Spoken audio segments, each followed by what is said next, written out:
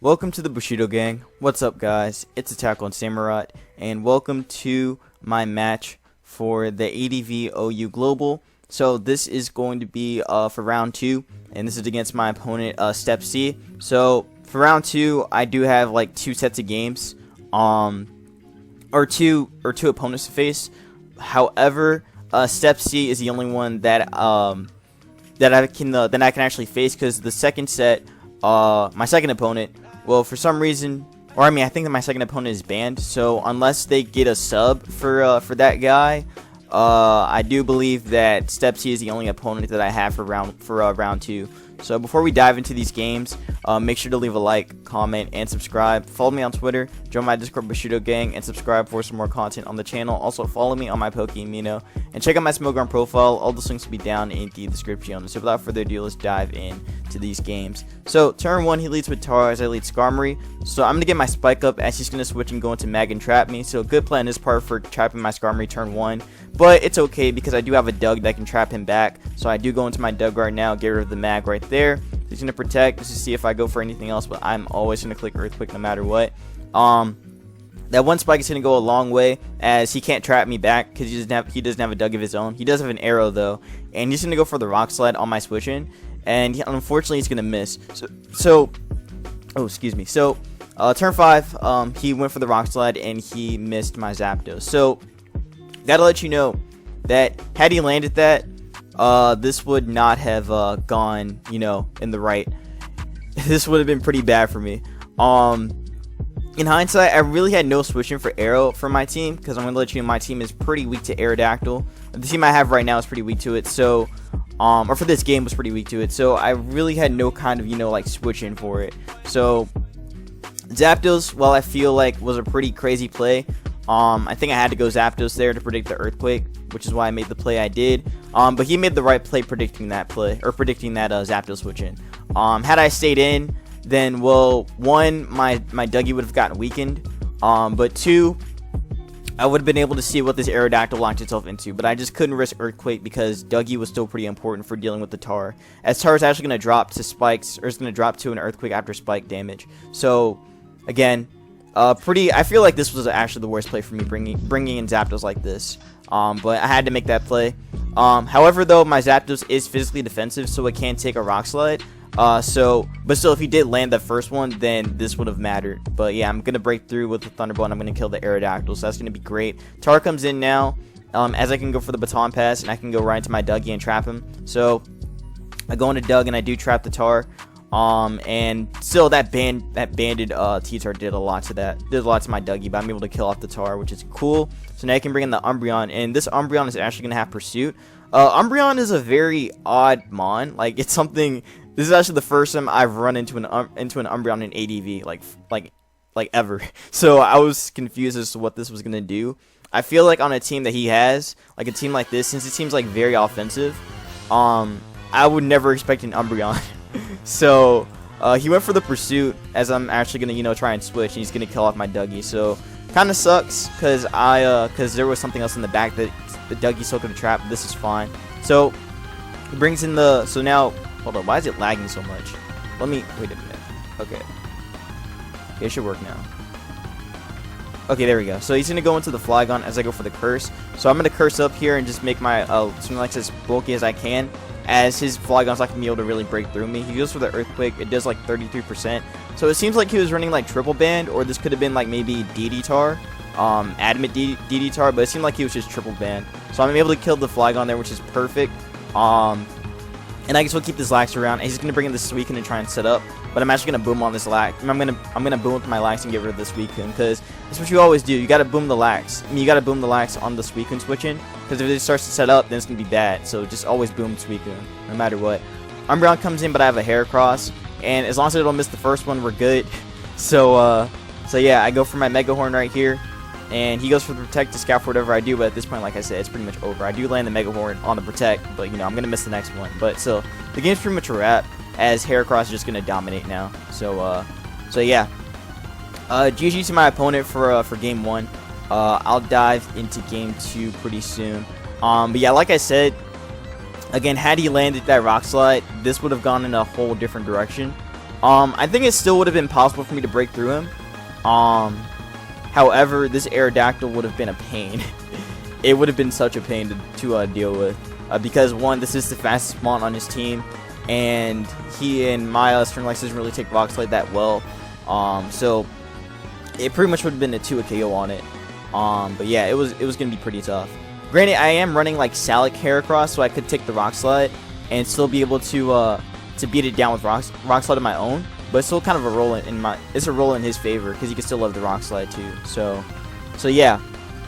Again, regardless, or again, I still think I should have stayed in with Dougie. But again, had I done that, then well, one, I would have been weakened, but two, I think I still could have dealt with the Tar anyway. So pretty unfortunate to my opponent that he missed that Rock Slide. But that's gonna be game 1. So I'll dive into game 2 in a second.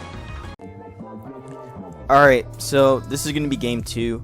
So if you can win game 2, then we'll be having a game 3. And that'll pretty much, be the end of the series. So, again, from what I could tell from the first game, my opponent StepC likes to run some pretty interesting things. Again, the Umbreon definitely caught me off guard, and the triple ban was pretty cool too. So I was not prepared for what was gonna come next. I was not prepared for what kind of team he was gonna come up with. So I decided to bring a more offensive looking team. So we're gonna dive into this one in 3, 2, 1. So turn 1, he leads with Flygon as I lead with my Metagross. I'm going to switch out Predicting Earthquake as he does go for that, and I bring in my Skarmory. I'm going to go for the Spike as he goes into his own Skarmory. And now what I'm going to do is actually taunt him as I'm actually faster than him, and I can pretty much force him out as he can't go for Spikes or anything else. I'm going to get another layer up, so I get 2 layers up, which is pretty good. He goes for the Will-O-Wisp right here. So I go for the Drill Pick right there, but I was actually debating about this play. I was really debating about it because I do have 2 Mons in the back that can absorb Burn, so, and even this can absorb Burn as well, but I was also debating on, okay, what else could he have? So that's why I kind of didn't want to switch out here. But if he did go for the Thunderbolt right off bat, I mean, that would have sucked, but at the same time, like, Skarmory already did what he needed to do, getting up the Spike, and could, still pressure him. So I was okay with this being burned. As I do get the chip on the Gengar as well, and I get to like weaken it a little bit. So now what I'm gonna do is go into Tar, as I believe he goes for the Thunderbolt right there. So he does go for it now. He can go for the Will-O-Wisp, but it doesn't really matter as my Tar is actually more of a mixed kind of Tar. So it's more specially invested. So Pursuit's gonna do a lot to that. As in case you didn't know, back in Gen 3, or I mean post Gen 3, or no, not post Gen 3, pre-Gen 4, Dark types were pretty much like special. So Dark types had like special, or just special attackers mostly. So Crunch on Tar is just a special move, and same with Pursuit. So that's why Pursuit does a lot more, even though it's burned. So yeah, just in case you guys didn't know that. But yeah, the special split pretty much didn't happen until Gen 4. But yeah, I go for the Pursuit, and I'm able to weaken that Gengar even more, and it's pretty much just gonna drop to the Pursuit. So, and also, I can still take Ice Punch or Thunder Punch, as you just get a crit on that Ice Punch though, so that does leave my Tar pretty low, but the Gengar being gone is actually pretty good. He goes into Dougie there. I don't know why he went Dougie. In my opinion, I feel like he didn't have to make that play. He could have just went right into Flygon and just killed me off right there, but I guess maybe he thought I'd switch or something. But I go into my Zapdos, as I can actually pressure him quite a bit right here. He goes into the Blissey, as I am going to go for the sub and just scout for whatever he goes for. So he's gonna sub, so I get my sub off to see what this Blissey goes for. Go for the Baton Pass into my Machamp, as he's gonna go for the Thunderbolt, and that actually breaks it. So that told me that Blissey is gonna be more of an offensive kind of one. Blissey in general in Gen 3 is more offensively based, because you see like a modest set on it, or you would see it being modest, just so that way it could kind of like be able to get out some really strong Thunderbolts and Ice Punch and Ice Beams. I almost said Ice Punch, but basically same. No, they're not the same thing. Ice Beam's actually stronger, but yeah, Blissey's more of a defensive kind of tank, as it could take on like physical attacks as well, making it like max defense. Or making it invested in defense, and then, or heavily invested into defense, and then a little bit into its special attack and HP. Granted, his HP is already like gargantuan, but some people opt to put investment into it to take some hits, but a lot better. But yeah, him breaking the sub kind of sucks though. And also he's faster as well, so that means that he can still like kind of pressure me a little bit. But I go into my Metagross now, and now what I'm gonna do is just boom on the Skarmory. I think booming there was a good play, but at the same time, I think I could have just prevented that and went right back into Zapdos, because there's a mon in the back that I had no idea what it was, but I was pretty certain that that again, if I boomed the Skarmory, then whatever else he had in the back wasn't gonna really like pressure me that much. So I was okay with this. But booming Skarmory was pretty much the best play, because that pretty much prevents him from getting up spikes or whatever. He brings in Articuno. Now Articuno really caught me for a loop. I was just like, what the hell? Like, what is this? Like, you usually in ADV, you see Moltres and Zapdos a lot more because they just pressure the tier a lot better. Again, Zapdos with HP Grass can pressure a lot of things, especially Pert, and Thunderbolt just hits a majority of the tier in general. And then Moltres is starting to rise in usage as well, since it can also deal with Pert, but also fire coverage is just fantastic in ADV. So seeing an Articuno for the first time in ADV, I was just like, what? Like, what am I supposed to do? What can I do against this? But yeah. It pretty much looked like he was running some kind of Superman team. As you know, he has 4 mons that can pretty much levitate over spikes, so he really wasn't worried about spikes this whole game, which was, you know, kind of interesting to see. But yeah, this Articuno being here was pretty much a problem, because I had no way to really deal with it, because, you know, my Tar's dead and my Metagross is dead. So yeah, this Articuno is about to put in work. I'm gonna let you guys know that. He goes for the sub 2 and I can't even phase him. I go for the Tauntaunt, and yeah, this Articuno is just about to go off. This Articuno is just about to go off, because I really can't touch it, and nothing else on my team is faster than it.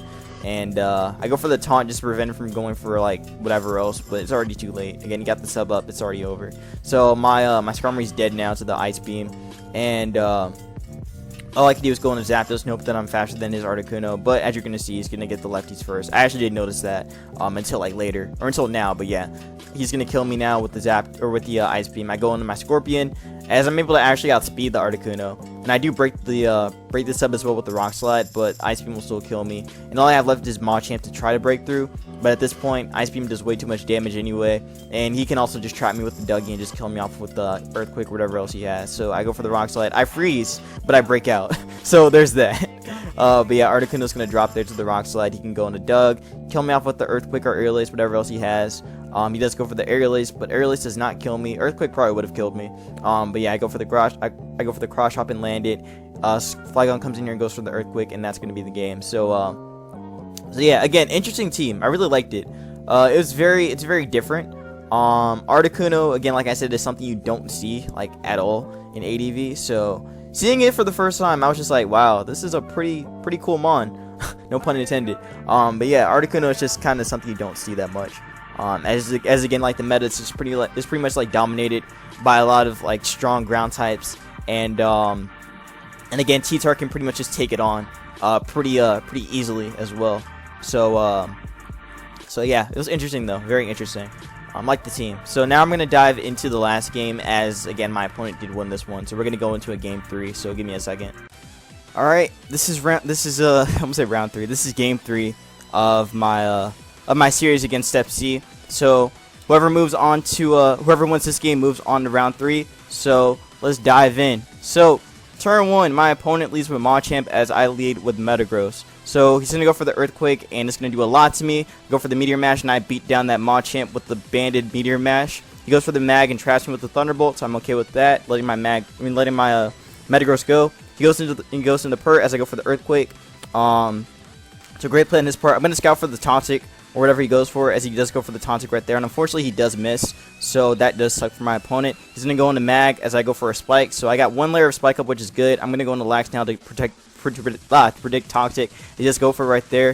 He goes into Tar now, as I can go for a Curse here and just start getting some chip on this. So I'm gonna Curse up now and start body slamming the Tar to just weaken it as much as possible. As I believe he shows Dragon Dance, or he gets paralyzed here. I think he got paralyzed here. No, he goes for the Roar. So Roar is interesting. That's something that you would see on more defensively oriented teams. So seeing Roar on Tar was definitely something unique so far. So I actually kind of like that. Also going back to that Machamp, I think this Machamp might have been banded. So the fact that I lived it, because my Metagross actually has like some decent investment in defense, so it could take some. It was able to take the Earthquake like nicely, or I mean decent enough to be able to revenge kill it. So yeah. Now I can bring this out, and I could, like force him to go into his levitator, which is the Flygon. So I can pressure that with Ice Beam or even go for a Surf. I do believe I went for the Ice Beam there, so I do go for the Ice Beam. It does a good chunk to the Mag, as Mag is not, very invested in defense. Also, he doesn't show Lefty, so this means that this was Magnet. He goes for the Thunderbolt on my prediction, as I can go back into Lax predicting Toxic, as he goes for the Protect instead, so I can Curse up again and just weaken this Mag as much as possible. And, again, just weaken it to the point, or just pretty much, like, knock this out. Or at least force him to switch out. But he's just going to stay in there and go for the Thunderbolt anyway and just try to weaken me as much as he can. But Bison's going to do way too much of that Mag and just keep it low. So I want to make sure I keep this as low as I can, or pretty much just kill it, which I do right here with the Body Slam. So goodbye Mag. And now he can bring in whatever he wants. He can bring in Pert, he can bring in Flygon, as he does bring in the Flygon. And I do live barely. But I actually just sack this as I don't need the Snorlax anymore. He goes for the HP Bug. I go into Cloyster here, as he can go for HP Bug again or just switch out. He goes into Tar, as I go for a Spike here, I believe. Yeah, I go for another Spike. So again, getting all these spikes up is going to be good because it's going to help my Tar in the back. As I go for the Surf now, Surf does a lot to that Tar. He's going to go for the Rock Slide. It does a decent chunk to me, but my Cloyster is pretty bulky, so it's able to take the Rock Slide very nicely. And I can go for the Surf again, and I'm able to kill off the Tar. So cool. Cloyster got 3 kills pretty much, or I mean 2 kills. He goes into Zam. Now, yo, when I saw the Zam, I thought that was the coolest thing. I thought that was the coolest thing they showed Zam.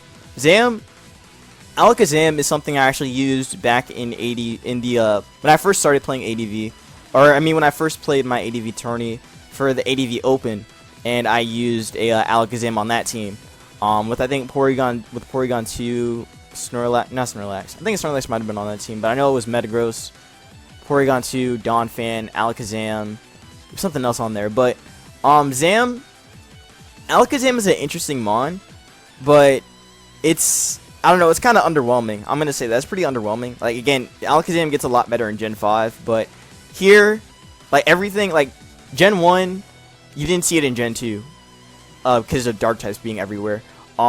Gen 3, again, this. Gen 4, I don't think you really saw Zam that much at all, but, again, Gen 1, Gen 5, and, onward, Zam has just been putting in mad work. But again, here in Gen 3, it's just kind of underwhelming in my opinion. It's not bad, don't get me wrong, it's not a bad mon, it's just underwhelming, that's all I'm gonna say. With all the Psychic types, or I mean with Starmie being around as well, and plus again bulkier mons, you got Tar, you also got Jirachi, which naturally walls it, you got Celebi as well. Like, there's a lot of things that kind of stop Zam from doing what it should be doing, which is sweeping.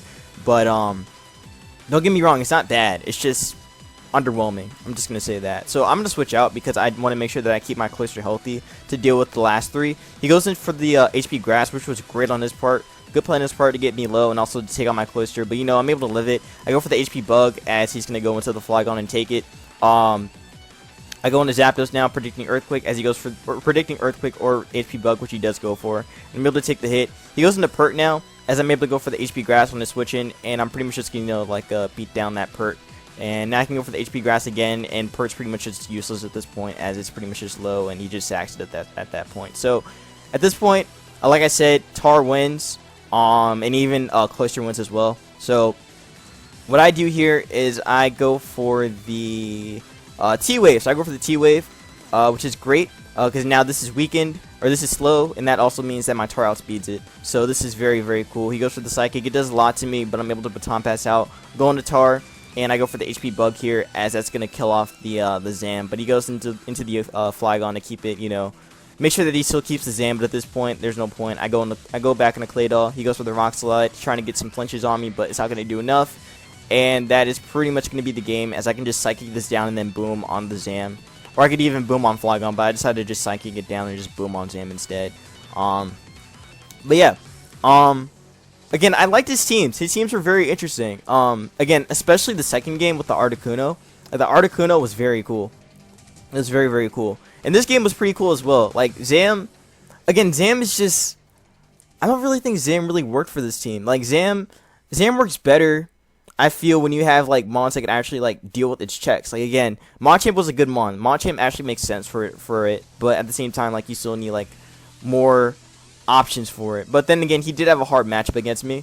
I would say he had a pretty tough matchup against me, just because again, I was able to pressure him with the Cloyster, and he had no kind of hazard removal as well. So Cloyster went off, again, doing what it needed to do, getting up the hazards, and then just weakening things as much as possible. Again, weakening the target was pretty much like the main point for Cloyster. And again, weakening Pert as well, and pretty much like keeping the mag low too, is pretty much what, you know, kind of made Cloyster, I'd say, I wouldn't say the MVP though. It was good though, but I wouldn't say the MVP. I'd probably say the MVP was T-Tar. T-Tar was putting in work with HP Bug too. But still, good game to StepC. But yeah, that is going to be that for round 2 of the ADV OU Global. So again, like I said, I don't know if I'm gonna have a set 2. Again, I'll let you guys. Well, I mean, if I do have a set 2, then I'll obviously upload the games,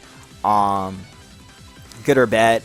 But yeah, that secures our set 1 game. So if you guys did enjoy these breakdowns of the games, make sure to leave a like, comment, and subscribe. Follow me on Twitter, join my Discord Bushido gang, and subscribe for some more content on the channel. Also follow me on my Pokemino and check out my Smokeground profile. All those links will be down in the description. So also, I'm trying to reach 300 subs before the summer ends, so I'd appreciate it if you guys can help me reach that goal. We're getting very close. We're getting very close to 250. So if we can hit 250 before July ends, that'll be fantastic. Yeah.